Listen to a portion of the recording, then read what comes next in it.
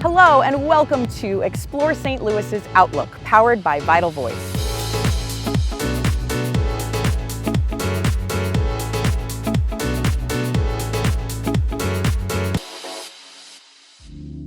Today we are at the Muni. Can you believe it? It's one of the crown jewels of Forest Park. Founded in 1918, the Muni can boast being the oldest and largest outdoor theater in the entire United States. For over a century, the Muni has brought musical theater to life in our city. On today's episode, we explore the art and culture that our LGBTQIA community contributes to St. Louis. Let's get to it. Our St. Louis community has a vast array of people, organizations, and businesses that bring LGBTQIA art and culture to life here in our city. Like QFest, our very own queer film festival. We caught up with Chris Clark, the executive director of Cinema St. Louis, to explain how this annual festival all began.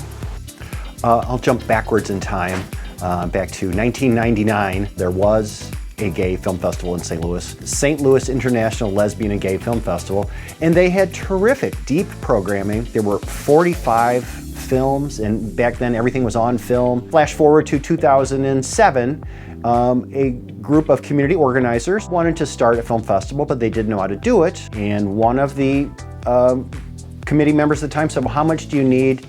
And I said $1,000, and she pulled out her checkbook, and QFest was born. Putting together an all-inclusive LGBTQIA film festival has got to be a challenge. Chris, what do you look for when you curate the films for QFest each year?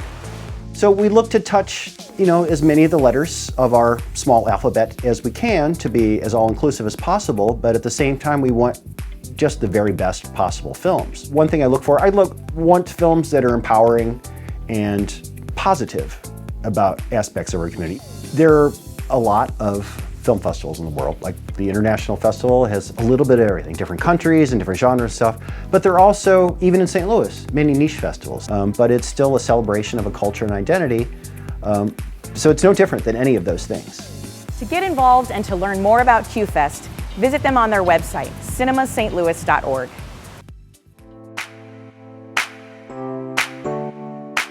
From film to fashion, designer Paul Gibson creates his signature clothing line in the heart of downtown St. Louis. Take a look. Paul Gibson is a contemporary menswear brand that I created about 5 or 6 years ago. I enjoy knowing about people's lives. I'm nosy. I like to know what their realities are, where they go, how they make their money, where they go socialize, who they are. I think that's what inspires me.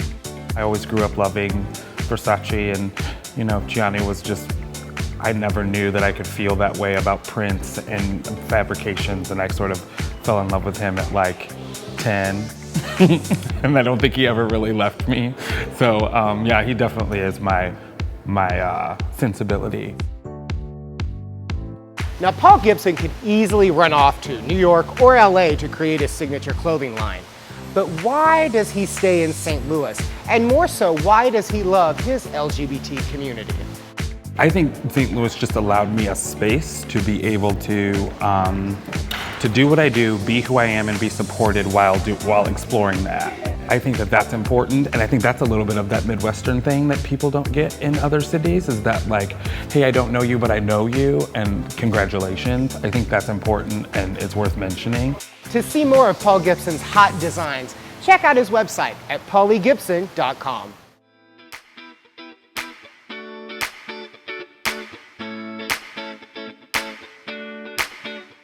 St. Louis is definitely known for being a great sports town, with the St. Louis Cardinals and the 2019 Stanley Cup champion St. Louis Blues. But did you know we also have one of the most successful and engaging LGBT rugby teams in the nation?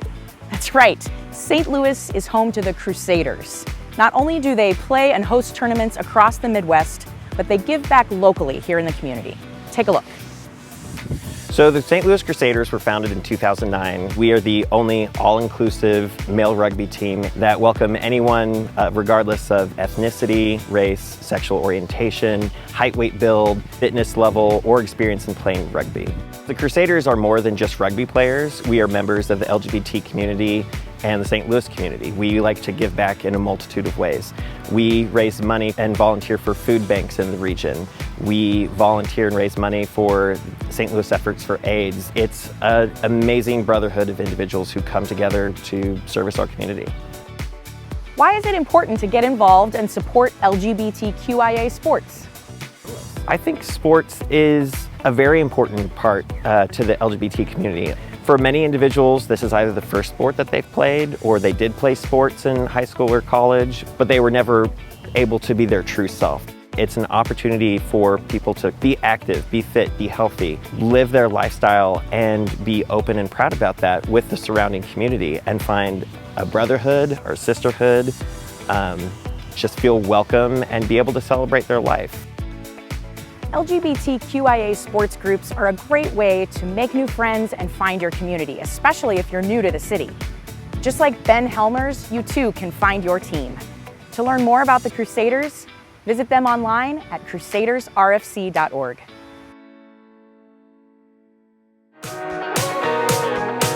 St. Louis has one of the hottest nightlife scenes around. Each year, Out Magazine rates St. Louis in the top 10 cities to party in the United States. We caught up with Akasha Royale, the show director at Divas of the Grove, to find out what makes our city sizzle and pop. I think the great thing about our nightlife in St. Louis is that there's something going on every single night of the week, and it's so diverse. We have comedy nights, we have burlesque nights, we have drag nights, we have bingo nights. You can have fun at any place at any time, and you're not just in the Grove anymore. You can kind of go anywhere in the city. St. Louis has always been progressive when it comes to LGBTQIA acceptance. But what's really great is that our community feels accepted pretty much anywhere. I think years ago, it was so important for us to strictly have gay or lesbian bars, and now that's not the case. We can kind of go anywhere and we can have fun in any place. I can go to Ballpark Village and have a great time, and it's not necessarily an LGBTQ place. I can go to the Monocle, which tends to be more LGBTQ friendly, and also have a great time. So we've busted out of the closet and we've opened up the doors and we've said, hey, we're here and we're queer and we're gonna have a great time.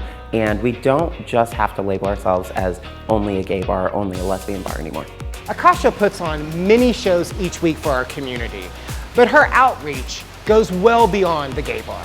You know, I think my nightlife role is multifaceted. On one side, I'm a volunteer, and my goal is to bring people in and kind of get the message of what I'm advocating for across. You have to be many things at once, and I'm not saying that I'm great at them all the time. Sometimes I just want to simply be nobody and sit in the corner, and other times I want to be on the bar and performing like Tyra Banks and Coyote Ugly.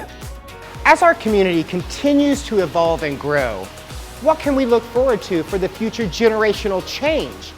I think one of our big opportunities in St. Louis is to realize when the next generation of people are ready to step up. If we don't ever do that, then we're never involving the next generation. We're never saying that you have the power and you have the voice, and we're just asking them to be there without actually allowing them to be there.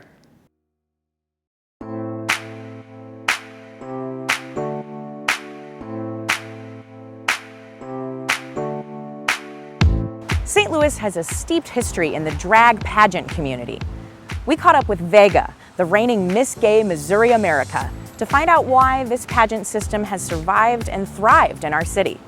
Well, it's so interesting because where I'm from in South Carolina, we don't have a lot of pageants. When we thought of pageants and talked about pageants, I thought of two states in particular. It was Ohio and Missouri. That's what I'd always been taught, like the Midwest is where you want to go if you want to do pageants. When I won that title, it was just like everybody opened their arms and they were all my family and I was part of their family. And so it was really touching, and that's what I see as more the history here. It's really just that family aspect of it that I've just never seen anywhere. While the pageant system has a rich history in our state, what is the future for Miss Gay Missouri America? But I think structure is what we need most in our community as far as in Miss Gay Missouri. I want this pageant system to continue for forever. And so I want my mark to know that I made sure that it lasts. And so that's why I say structure, because to me this is so important. I want so many more people to feel the way that I felt when they put that crown on my head and when I heard my name called, because that's a feeling that you just don't get anywhere. And my eyes are already watering from it because just thinking about it. And I need to make sure that it's going to be here for years to come. And the only way I know how to do that is really creating a structure and creating a path forward. To learn more about Vega and the Miss Gay Missouri pageant system, check out their website at mgmpageantry.com.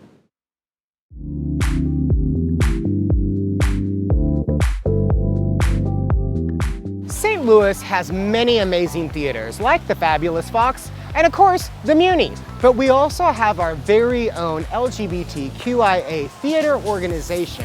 We caught up with Sean Michaels, the founder of the Q Collective, to find out what drives him to tell our stories. So I founded the Q Collective in February of 2018. I put out on the internet, hey, we're gonna do the Coming Out Play Festival. Send us whatever plays you have that are, about coming out, not necessarily sticking to just the LGBT experience, because we wanted to create this understanding of the universality of identity. We did 3 performances. We had over 100 people between all 3 performances. In the middle of that, I said, we should do something for the trans community. And my friend came up with a new word, and it was transluminate, which I then took and I made the name of our festival, celebrating, transgender, agender, non-binary, genderqueer, and gender fluid individuals. So yeah, that's how we got here. So Sean, what's the future of the Q Collective?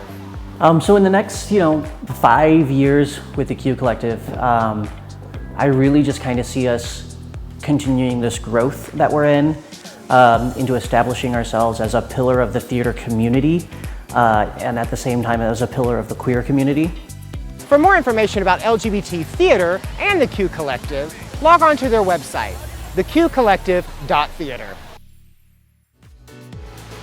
From film to fashion, sports to theater, St. Louis sure does have an awfully lot to offer the LGBTQIA community.